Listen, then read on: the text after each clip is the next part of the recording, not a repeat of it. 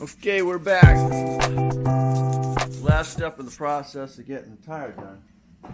And I gotta get my tire room with here. Where are you?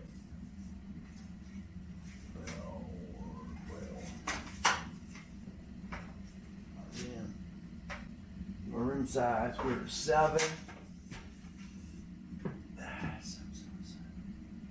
Okay, room width, we're 7. Let's see. My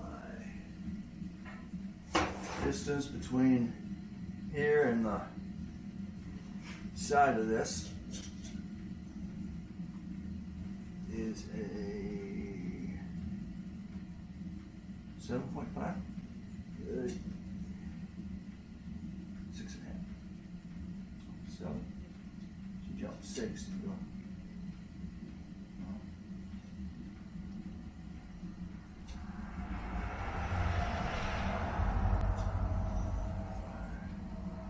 5.7.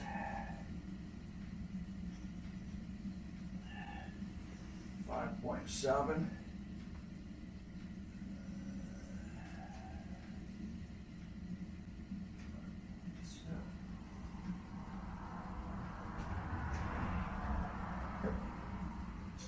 So you got, just so you know, okay, this is your distance.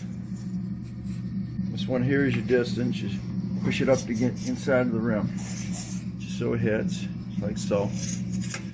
And then that's this setting here. This setting here is your tire, size of your tire. And you use this little caliper here, and you put it on the inside, just touching the inside of the rim, just like so, just inside. And then that goes here. And then your last one is what's the size of your tire rim. So these are 17s. Yeah, you wouldn't think the caliber would have 17-inch rims, but you want to look right on your tire right here,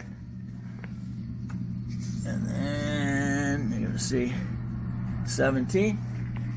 So now we want to adjust this. It's a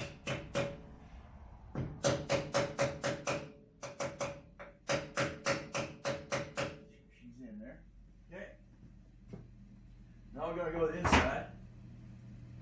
It's coming up. There's your ding, ding, ding, ding, ding, ding, ding, ding. And actually had one there. It's going to be a 150.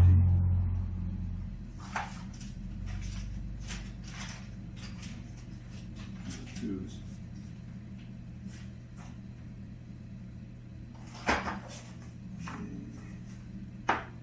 $250s. I think that was when I opened that.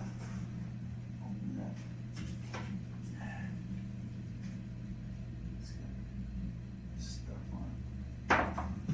Rim thing here. Real important, make sure the inside of your rim is clean.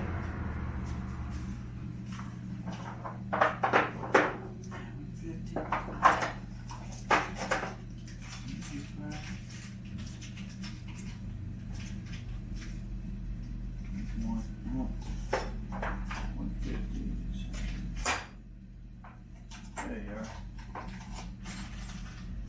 25.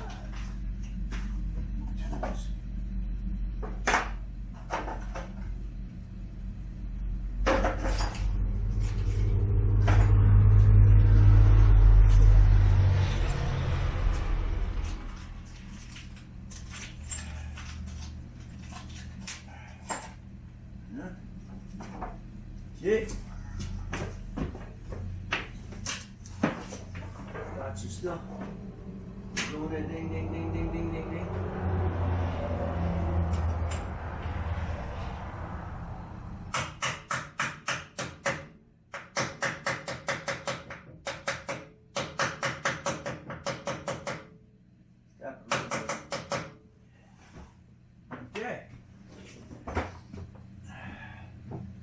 see how we did.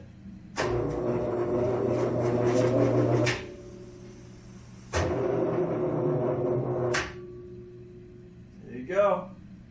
0-0. That's what you want to see. All right. We're going to my garage. And this is, I'm just making everything out of my garage now instead of being as tool time and everything else. It's got something to do with the garage. Go ahead and put it under that part of my playlist. I just got done doing the tire, as you saw, in my daughter's Kobalt. Jeez, caliber. And something I've been trying to get my hands on for a long time when doing your tires, because you don't want to over torque the lug nuts if you can help it. You know, you got a lot of these shops that got these air ratchets at 1,200 foot-pounds, 600 minimum. So and I've got I got an electric one that does 300, and I've got another one that does 1,200. So and trying to just put it on, just torque them up, and then go ahead and use your torque wrench to do the rest of your torquing. But I was looking for these because I used to work in a shop, so we had these, and it prevents you from over torquing your lug nuts. And they're both was at Harbor Freight, and they actually had the ones with the actual socket built into it. Well, I saw these, and I said, hey, these would be great because you could use them for other things. All you got to do is add a socket to it. Where the other one, you're stuck to whatever size socket's on the end of that bolt. So that's what these are. These are 1/2-inch torque limiting extension bars. And depending on, what torque you got. Okay. Continuation of using the torque bars. Recommended torque on this vehicle is 100.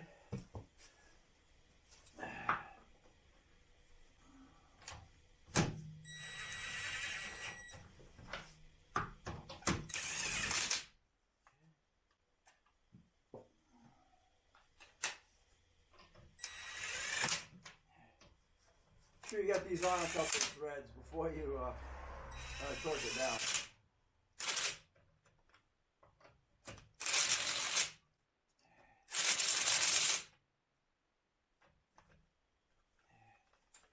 Why I'm using two different sockets here is because the 18 without that cap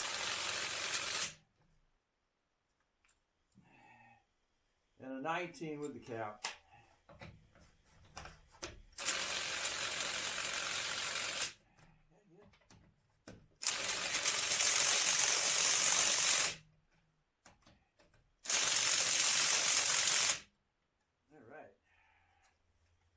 Go.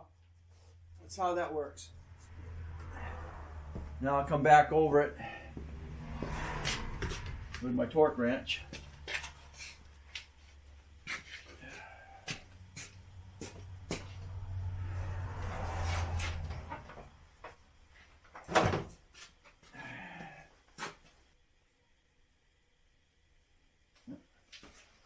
Okay. I'll lower it down just a little bit. But I got this nice Kobalt torque wrench. I got some time back. I had a sale on them, so I took advantage of it. I'll lower this down just a little bit.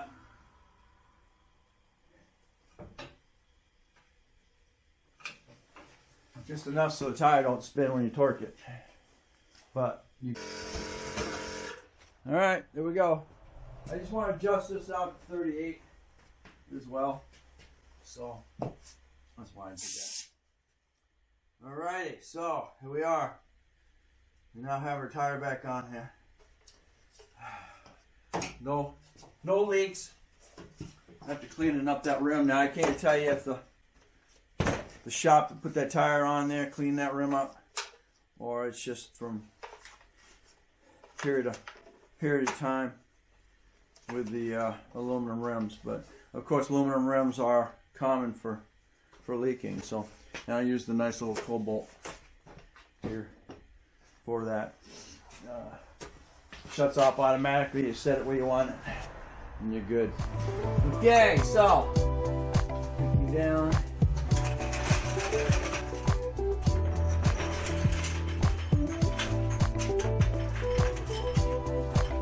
Pittsburgh low profile. Jack. I recommend. Just likes to squeak when you're pumping it really quick. Okay, so we're done. Next project is I've got to pull the fuel tank off of the Explorer, because I got to change out the fuel pump because of the fuel pump pressure regulator in the older 03 and older Explorers. The newer ones don't have it in the tank. They've got a module that governs the fuel pump running depending on how much pressure is needed in the fuel rail. So anyway, that's where I'm at. Hopefully that's going to cure my problem. Okay, so thanks for watching. Don't forget to comment, subscribe, definitely share. We'll catch you on the next Dana's Garage.